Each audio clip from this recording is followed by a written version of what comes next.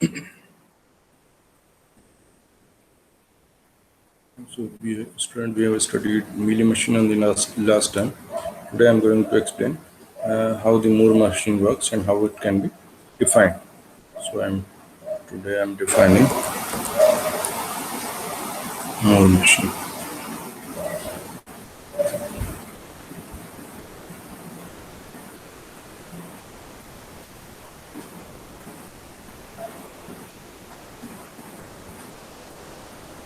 You are already familiar with the machines, Mealy machine and Moore machine. These are finite state automata which generate output. So you can call them finite state machines with output. Okay. And I've told you on the last time that Mealy machine generates output, and its output is dependent on current state as well as the current input. While in case of Moore machine, this is also working on almost same pattern. But in case of Moore machine, the output depends only on the current state and it is independent of the current input. But still, this can be defined as a sextuple.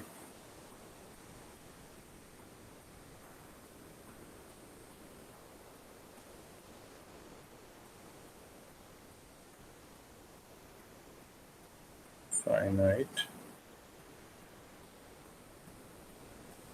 state machine can be defined as a sextuple. जैसे आपकी Mealy machine सिक्सटपल है, ये भी सिक्सटपल है, ठीक है। इसको आप इस तरह से डिफाइन कर सकते हैं, machine m equals to q sigma delta capital delta E small delta x लिया था हमने आउटपुट फंक्शंस के लिए, और q not as the initial state, ठीक है। ये आपका सिक्सटपल हो गया। सिक्सटपल में इसमें आपके पास 6 कंपोनेंट हैं। Q जो है वो क्या रिप्रेजेंट कर रहा है, Q से आपके सभी लेटर्स जो हैं वो सेम यूजुअल मीनिंग से आप कह सकते हैं। Q इज ऑफ स्टेट्स, जो डिफरेंट स्टेट्स हैं उनका सेट है।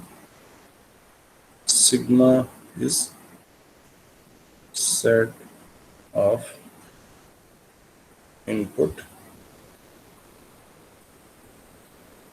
symbols. Delta set of output symbols. Q naught initial state,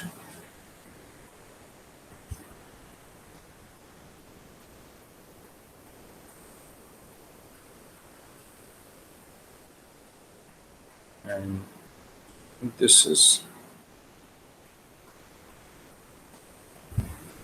input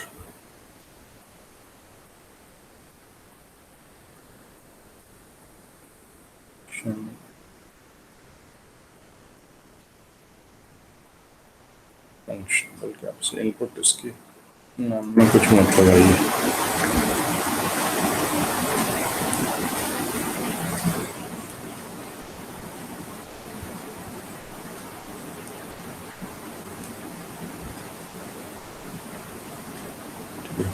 ये आपका ट्रांजिशन फंक्शन है, और x जो है वो आपका this is output transition function.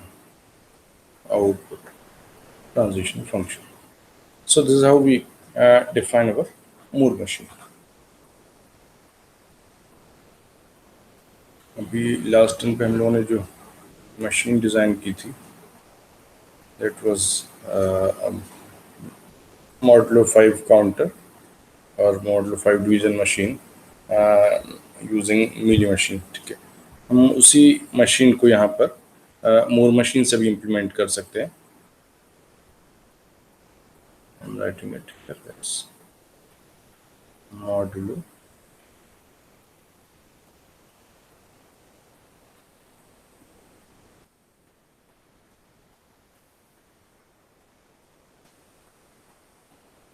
5 more machine.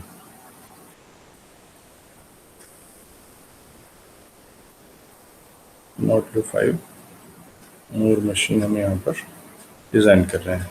modulo 5 से मतलब हमारा वही है कि आपने जो 5 से डिवाइड करने पर जो आपका रिमाइंडर बचेगा वो आपको जनरेट होना है. So in case if your number is 12 and you divide by 5, then remainder will be 2, and if the number is 3, then remainder will be 3. तो जो नंबर 5 से छोटे होंगे तो जो नंबर है वही एज रिमाइंडर आ जाएगा, और जो 5 से बड़े नंबर है उनको आप कितने बार डिवाइड करते हैं उसके बाद जो रिमाइंडर बचेगा वो आपका रिमाइंडर कहलाएगा. इसी के लिए हम मॉडुलो ऑपरेशन यूज़ करते हैं. So here we are designing a machine, Moore machine, which can perform this operation. आप इसके लिए क्या कर सकते हैं, we are designing same pattern. This is our state Q0. This is the initial state, and we are saying states are representing what is the output. Okay. So Q0 is representing division when the remainder is 0. So if this is the case, then you must have 5 different states: Q1,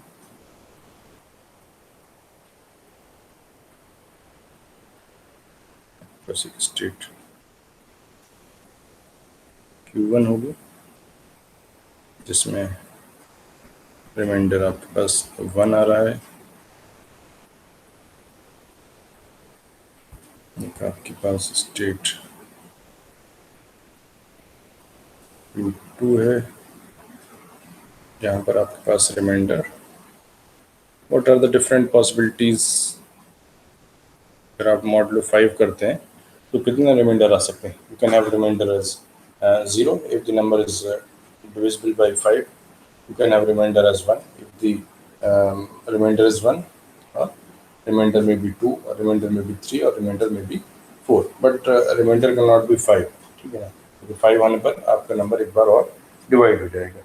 इस that के लिए कि आप modulo 5 machine अगर design कर रहे हैं तो आपके पास 5 डिफरेंट स्टेट्स होंगी, each representing the answer of the modulo division. ठीक है. So it is 0 when remainder is 0, it is 1 when remainder is 1. Q2 उस स्टेट को रिप्रेजेंट कर रहा है जहाँ पर आपके पास रिमाइंडर 2 आएगा. इसी तरह से हम करेंगे, हमारे पास है Q3 है जहाँ पर रिमाइंडर 3 होगा, and we are having another state Q4 where the remainder should be 4. ठीक है. ये हमारे पास डिफरेंट स्टेट्स हैं. So if you are having you are in a state Q0, and this machine is being designed for binary input. So you are feeding binary sequence or binary string and getting the right output as remainder operation. ठीक है. जो आपका reminder operation होगा उसमें जो आपका answer बच रहा है उसको ये रिप्रेजेंट करेगा. So if you are in state Q0, this is the initial state, so your output is 0 initially. कोई भी आपने नंबर अभी नहीं देखा है, किसी को डिवाइड नहीं किया, तो आपका रिमाइंडर जो है 0 ही कहलाएगा. If you have seen a 0, अगर आपने एक 0 देख लिया है, स्टिल योर नंबर इज 0, सो आप 0 स्टेट में ही Q0 स्टेट में ही रहेंगे. अगर एक 0 आता है तब भी 0 है, 2 0 आते हैं तब भी 0 है, और आपके पास n नंबर ऑफ जीरोज आ जाते हैं, still your string is representing a 0, so you will remain in state Q0. But if directly 1 comes in state Q0, or if 1 comes after a sequence of zeros, still makes no difference, so it will become 1. तो अगर आपके पास 1 आता है, then we will move to state Q1. These are the only two possibilities from state Q0. ठीक है. Similarly, from state Q1, you can have two possibilities. Either there will be a 0 or there will be a 1. If there's a 0, then your string will become, मैं बल्कि आपको यहाँ पर explain करता जाता हूँ कि आपके पास स्ट्रिंग क्या आ रही है, ठीक है, आपको थोड़ी आसानी होगी.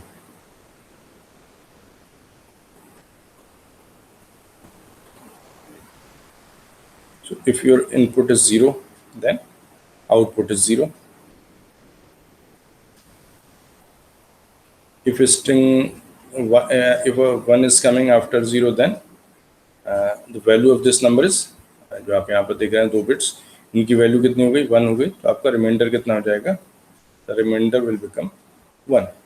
और अगर इस 1 के बाद आपके पास या तो दो ही पॉसिबिलिटीज हैं, इधर देयर विल बी अ 0 और there will be a 1. If it is 0, then you will follow the sequence 0 1 0, या आप जो दूसरी सीक्वेंस फॉलो करेंगे तो या तो 0 1 0 आ सकता है या 0 1 1 आ सकता है. So this is one sequence. आपके पास जो इनपुट की सीक्वेंस है वो 0 1 0 हो सकती है या 0 1 और 1 हो सकती है.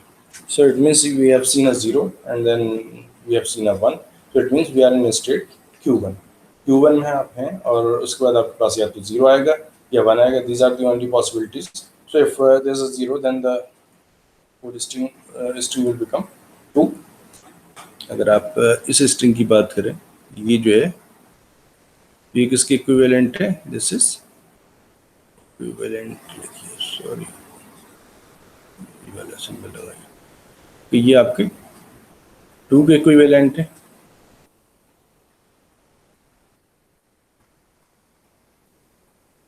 ये वाली जो आपकी स्ट्रिंग है, this is equal to 2. And similarly आप इस स्ट्रिंग की बजाय से 3 कह सकते हैं. So if string is representing 2, then remainder must be 2. So if after Q1 0 is coming, then your transition is from Q1 to Q2 on 0. So your string is now representing sequence 1 0, or you may say 1 0 0 1 0. So it is representing a 2. आपकी ये string जो है वो 2 को represent कर रही है. और दूसरा ऑप्शन क्या हो सकता था, इट में रिप्रेजेंट 3.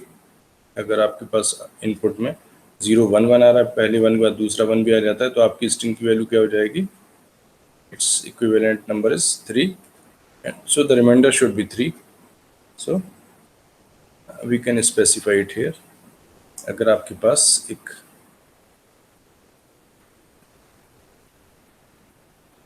वन आता है तो आप स्टेट Q3 में चले जाएंगे और आपका रिमाइंडर जो है वो 3 हो जाएगा. So we have covered the transitions from state Q1. अब आप Q2 के ट्रांजिशंस देखिए. यू आर इन Q2, ठीक है, ये हमने लिखे थे Q1 के लिए, ठीक है, यानी आप Q1 का मतलब है कि आप एक 1 देख चुके हैं. So you have seen this much and you may see this. जो आप देख चुके हैं वो सेम है Q1 में, लेकिन जो आप देख सकते हैं वो 2 ऑप्शन है आपके पास, या तो 0 आ सकता है या 1 आ सकता है. Similarly if you are in Q2 में होने का मतलब क्या है कि आप क्या क्या देख चुके हैं, आप 0 1 0, तो एटलीस्ट आप 1 0 देख चुके हैं. ये 0 तो n नंबर ऑफ जीरोज है, कितने भी हो सकते हैं. यू हैव ऑलरेडी सीन 0 1 0, ये आप देख चुके हैं if you are in state Q2. So what you may see now. अब आप अगेन आपके पास 2 ऑप्शंस हो गए. You are in state Q2 and recently you have seen a 0. अब आपके पास जो 2 ऑप्शंस बचे हैं ये हैं कि आपके पास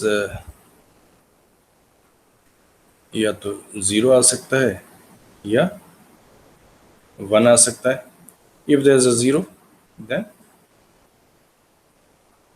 your sequence will become 0 1 0 0, ठीक है. So it will represent a 4.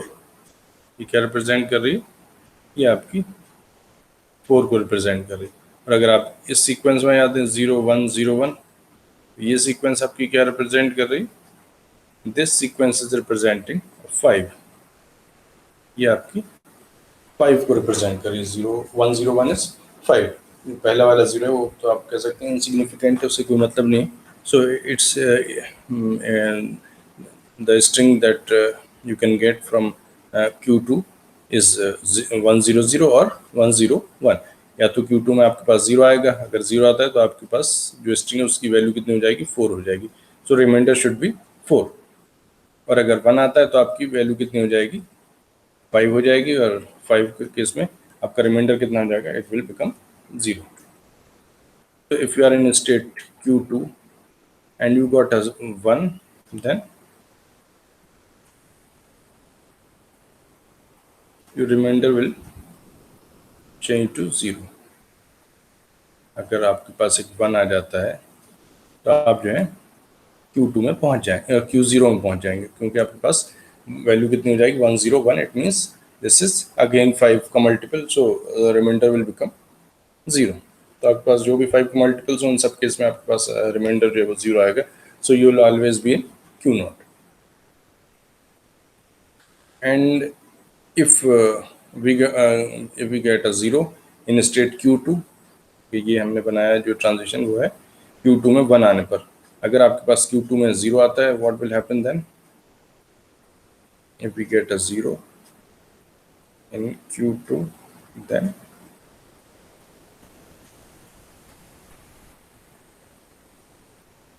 अगर आपके पास एक 0 आता है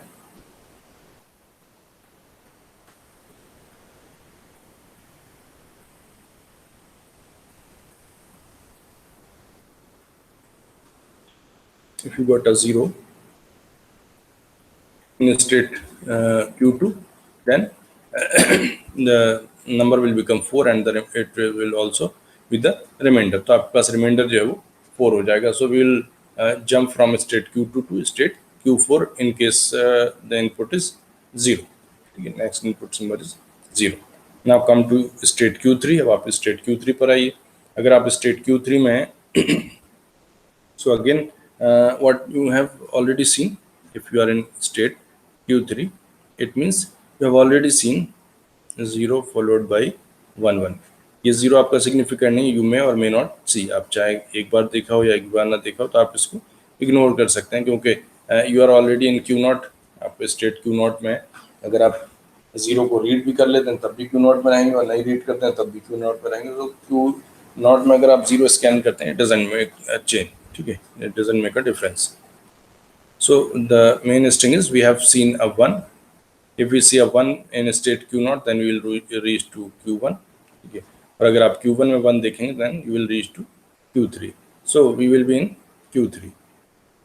तो Q3 में जब आप होंगे तो इसका मतलब कि आप 2 consecutive ones देख चुके हैं। Only then you will be in state Q3। तो आप Q3 में हो सकते हैं। अब आपके पास क्या ऑप्शन है Q3 में? आपके पास अगेन 2 केसेस हो सकते हैं। यू कैन हैव अ 0 और 1। अगर आपके पास 0 आता है, अगेन आप वैसी केस बना सकते हैं, मे बी अ 0 और मे बी अ 1। अगर 0 आता है तो आपके पास कितना हो जाएगा, 1 1 0। स्ट्रिंग हो गई 1 1 0। इसकी वैल्यू कितनी है, 6। 1 1 0 मीन्स 6। या आप 3 को एक बार लेफ्ट शिफ्ट करेंगे तो 6 हो जाएगा। तो ये रिप्रेजेंट कर रहा है 6। और अगर आप 1 1 कर दे तो 1 1 followed by another 1, then this will represent the number 7। तो या तो आपके पास नंबर 6 आ रहा है या नंबर 7 आ रहा है। So if the string is 1 1 followed by a 0, then the value of a string will be 6 and the remainder should be 1। तो अगर आप Q3 में हैं और आपके पास एक 0 आता है, Q3 में आपके पास 0 आता है तो कितना हो जाएगा, आपके पास नंबर हो जाएगा 6। ठीक है, तो 6 का मतलब कि आपके पास रिमाइंडर बचेगा 1।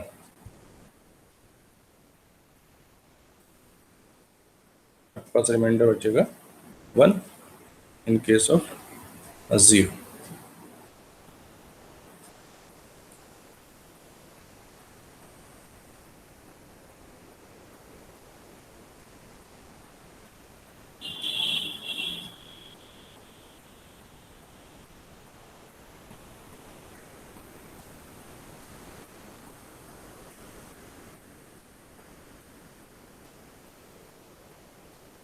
तो आप यहाँ पर Q3 में और आपको 0 अगर मिलता है आपका नंबर हो जाएगा 6 एंड रिमाइंडर हो जाएगा 1. So in case of 0 in state Q3 will move to state Q1 और आप Q3 में already and if you see a 1 what will be the string? The resulting string will be 111. It means that is 7. आप 7 का modulo 5 करेंगे तो कितना आएगा? The remainder will be 2. So you'll move to state 2 2 on getting a 1. अगर आपको एक 1 मिलता है तो आप जो है वो Q3 से Q2 में चले जाएंगे. So we have covered the transitions for state Q0, Q1, Q2, Q3, Q4. What is remaining? Now the only remaining state is Q4.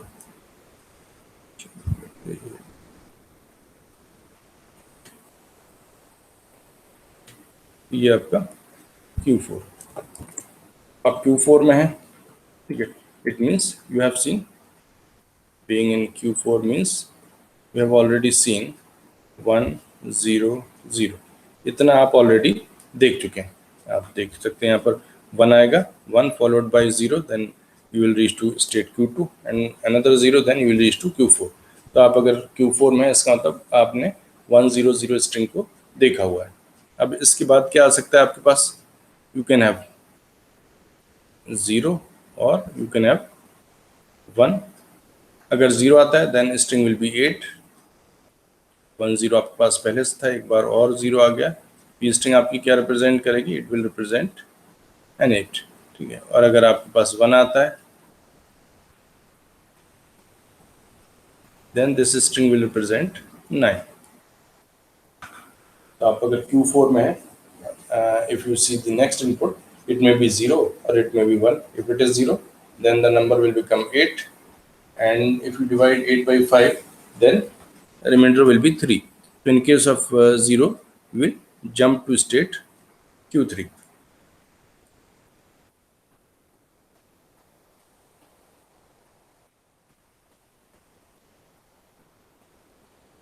On 0, you are jumping to state Q3. Because it will become 8 और 8 को अगर आप 5 से divide करेंगे तो remainder will be 3. तो आप जो है Q4 से Q3 में आ जाएंगे. Now and what will happen if a 1 is coming? Then string will become it was 4, now it will become a 9. 1 0 0 1 will be 9. So 9 को अगर आप 5 से डिवाइड करते हैं तो रिमाइंडर कितना आएगा? The remainder will be 4.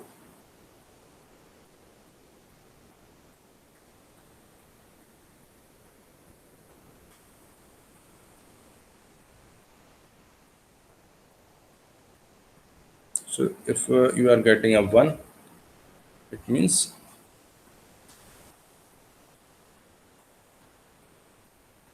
your remainder will remain 4.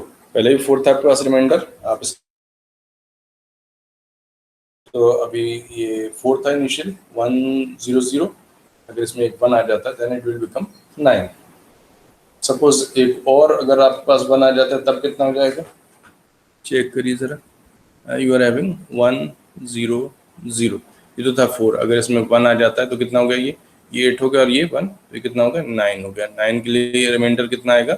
Again reminder आएगा 4. It means will remain in Q4.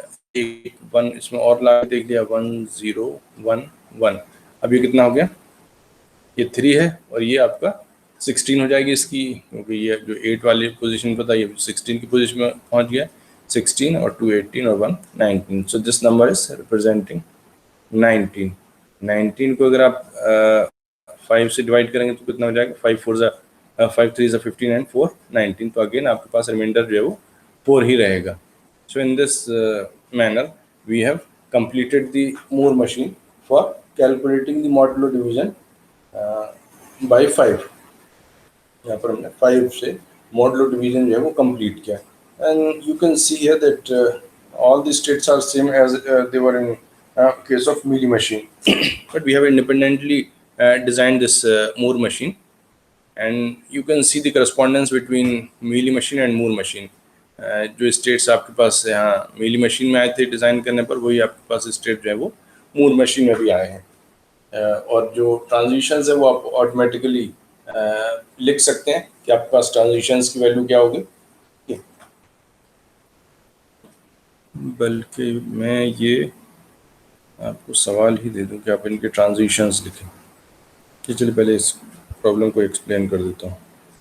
ठीक है, तो ये आपके पास इस मशीन का डिज़ाइन आ गया है। तो आप इसका स्पेसिफिकेशन जब लिखेंगे, दिस इज 6 टपल, तो आपको सारे टपल्स जो हैं वो बताने हैं। क्यू कितना हो जाएगा आपका,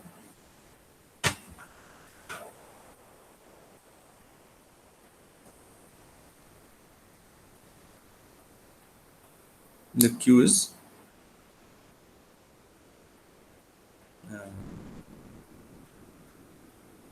Q not, Q1, Q2, Q3 and Q4.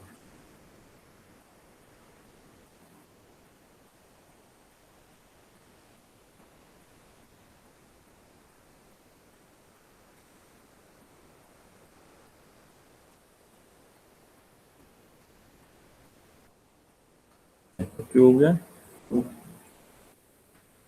Sigma लिखिए, सिग्मा इज 0 and 1, डेल्टा लिखिए,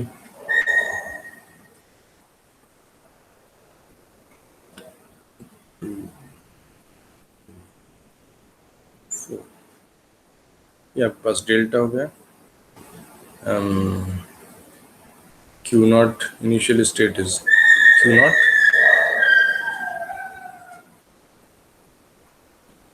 इनिशियल स्टेट आपने Q नॉट देख लिया, वो तो है ही। अब आपके पास जो काम कैलकुलेट करने का बच्चा है वो है एक आपका आउटपुट ट्रांजिशन फंक्शन है।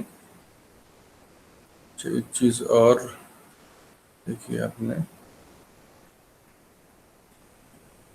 मीली मशीन में देखा था कि आउटपुट ट्रांजिशन, जो इनपुट ट्रांजिशन फंक्शन है, सॉरी जो आपका ट्रांजिशन फंक्शन है, this is mapping from Q cross sigma into Q. ठीक है, और जो आउटपुट ट्रांजिशन फंक्शन है that is mapping from Q cross sigma into, output के लिए हमने क्या ले रखा है, आउटपुट सिंबल्स डेल्टा, ये डेल्टा मैप कर रहा है। ठीक है, जो आपके पास ट्रांजिशन फंक्शन है वो क्यू क्रॉस सिग्मा से, यानी कि जो आपके पास ऑर्डर्ड पेयर्स होंगे वो क्यू कॉमा आई या क्यू कॉमा 0, क्यू कॉमा 1 इस तरह से होंगे, और मैप कहाँ करेंगे, उसका रिजल्ट क्या आएगा, वो किसी न किसी स्टेट को रिप्रेजेंट करेगा। ठीक है, ये आपका उसमें था मीली मशीन में। ये ट्रांजिशन फंक्शन तो अभी सेम है। मीली मशीन में आपके पास, this was in Mealy machine. ठीक है, मैं आपको जो डिफरेंस बताना चाह रहा हूँ,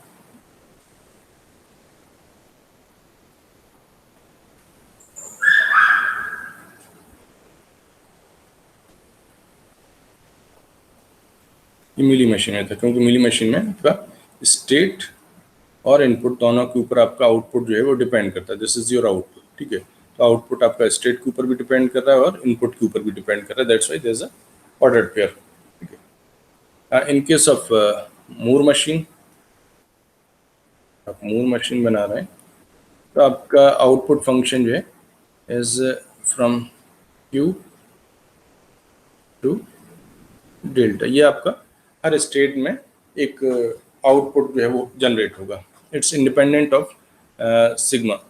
ठीक है, ये आपका सिग्मा से इंडिपेंडेंट है। So this is for Moore machine, ये आपका मूर मशीन के लिए हो गया है।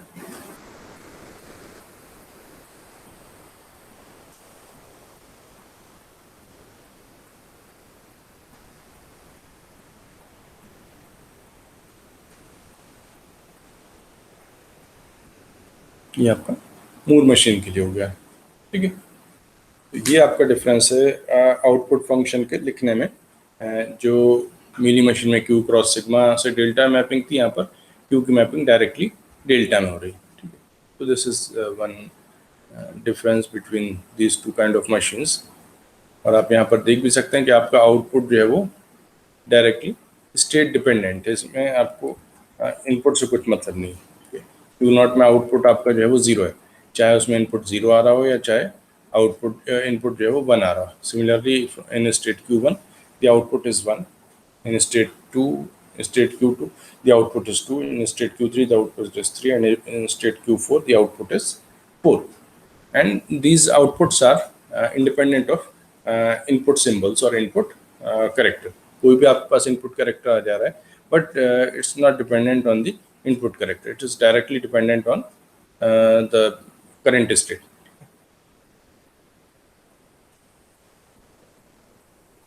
तो यहाँ पर आपको जो ये तो हो गया, ठीक है। अब आपको लिखना है डेल्टा, तो आप लिख ही लेंगे डेल्टा आपका मीली मशीन के लिए और मूर मशीन के लिए for the same problem is same. जैसा आपने देखा यहाँ पर वही प्रॉब्लम है, तो आप यहाँ x को जो है वो शो कर सकते हैं जो आपका आउटपुट फंक्शन है। तो आपका क्या हो जाएगा, Q0 का आउटपुट क्या है, 0 है, Q1 का आउटपुट जो है वो 1 है, Q2 का आउटपुट 2 है, सिमिलरली Q3 का आउटपुट जो है वो 3 है, और Q4 का आउटपुट जो है वो 4 है। So this is how we have written the outputs. Now we can write the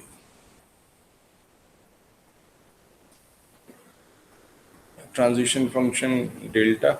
तो x लिखा भी आपने, सर आप ट्रांजिशन फंक्शन डेल्टा भी स्पेसिफाई कर सकते हैं।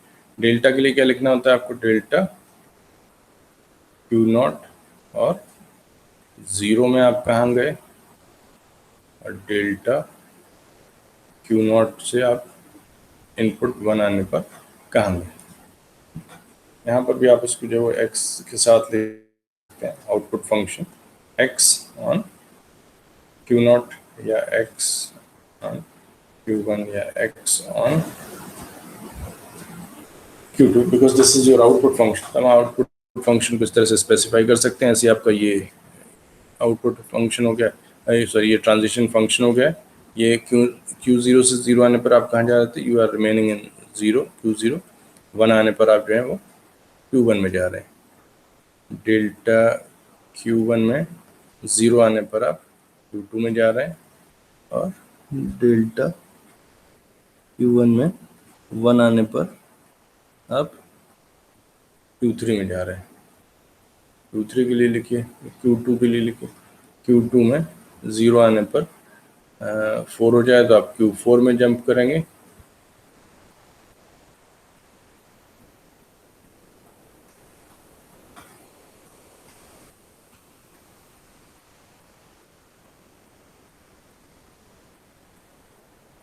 Q2 में 0 आने पर आप Q4 में जा रहे हैं, और Q2 में 1 आने पर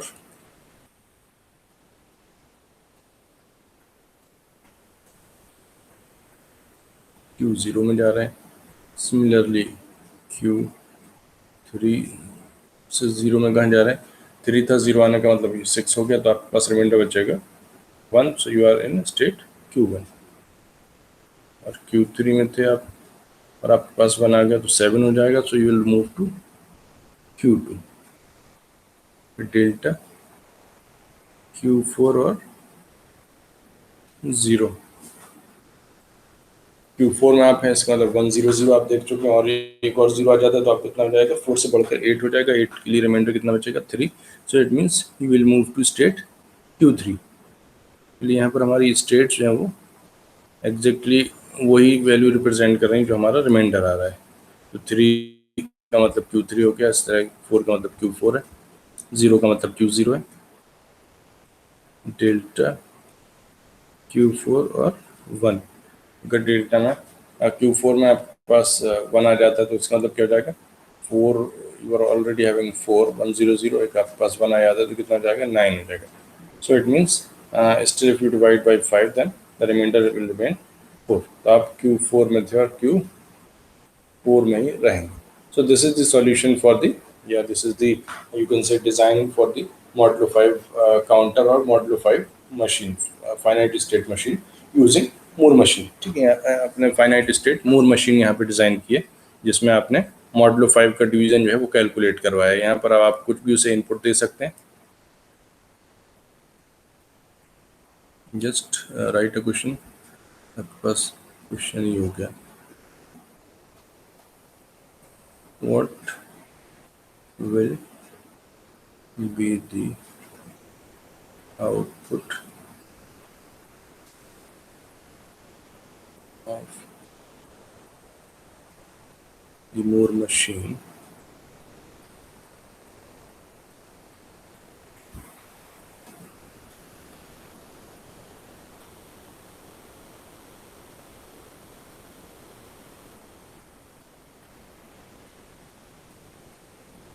अपने पिछले पेज में मूर मशीन बनी हुई है, उसका आउटपुट क्या होगा. If the input string is 10111001. ठीक है, सपोज आपके पास ये स्ट्रिंग है. अभी मैं ये भी नहीं चेक कर रहा हूँ कि इसकी डेसिमल वैल्यू क्या होगी, मुझे भी नहीं मालूम कितनी होगी, but using our machine we can check what will be the output of this number. ठीक है, अगर मॉडुलो 5 डिवीजन इस इनपुट के लिए करवाते हैं तो आप यहाँ पर उसकी आउटपुट स्ट्रिंग जो है वो जनरेट कर सकते हैं. You can solve.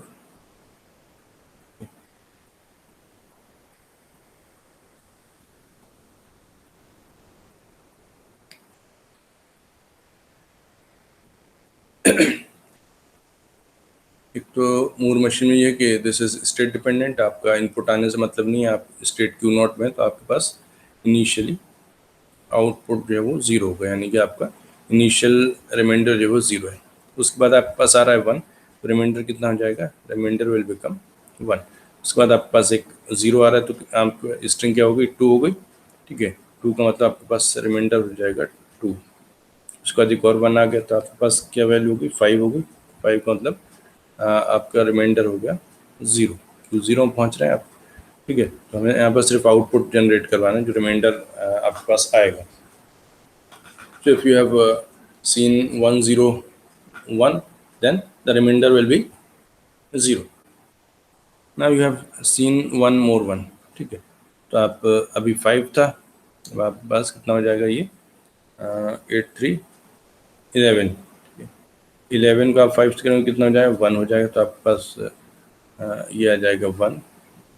एक आपको और 1 मिलता है, एक 1 के बाद एक और 1 आपको अगर मिल जाता है, then you will move to state Q3. तो आपका आउटपुट जो है वो 3 हो जाएगा. 3 आप Q3 में और आपके पास 0 आ जाता है, तो क्या होता है कि आप 3 था 6 यानी कि Q1 में चले जाते हैं.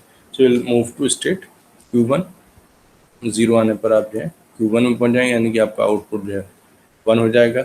और Q1 में अगर आपको 0 मिल जाता है तो आप पहुंच जाते हैं Q2 में. उसके बाद आपके पास आउटपुट जो है वो 2 आएगा. उसके बाद आप जब Q2 में और 1 आ जाता है, यानी कि आपके पास 1 0 था और आपके पास 1 आ गया 5, तो आप पहुंच जाएंगे वापस से Q0 में, यानी कि आपका रिमाइंडर जो है वो हो जाएगा 0. ठीक है, so this is how we have calculated the output of the modulo 5 operator machine, finite state machine. जो आपने ऑलरेडी मशीन बनाई हुई है उसका हमने आउटपुट यहाँ पर लिखा है. ठीक है, तो आप चेक कर सकते हैं इसके हिसाब से. If the whole string is process, then finally the output is 0. It means this number should be divisible by 5, और you can say this is multiple of 5. तो आप इसको अगर चेक करेंगे, ये नंबर आपका बेसिकली क्या रिप्रेजेंट कर रहा है. ये हमारा 8 डिजिट का नंबर है. कितना है, 1 2 4 8 16 32 64 128. ये आपका 128 और 32. 128 132 160 176 184 185. This is 185. मैंने उसी ज़बानी कैलकुलेट किया, आप लोग इसे चेक भी कर सकते हैं. If it is 185, then definitely it is multiple of 5, so remainder should be 0. It means our machine is working correctly. ठीक है, so आप ये भी कर सकते हैं कि आपको एक स्ट्रिंग दे दी जाए, आपको मशीन बता दिया, मॉडलो मशीन है, मॉडलो 5 मशीन डिज़ाइन करी और एक स्ट्रिंग है, से प्रोसेस करके बताइए what will be the output. तो आप इसे इस तरह से चेक कर सकते हैं कि आपके पास किसी मशीन का आउटपुट जो है वो क्या आएगा. So I think this is done for today's. ठीक है, आप नेक्स्ट क्लास में कुछ और आपको एग्जाम्पल बताएंगे, बल्कि एक मैं आपको असाइनमेंट दूंगा जो मीडिया मून मशीन के ऊपर बेस्ड होगा. ठीक है, so I am stopping here in today's class. We will see the some other problem on the next time. Okay. Thank you.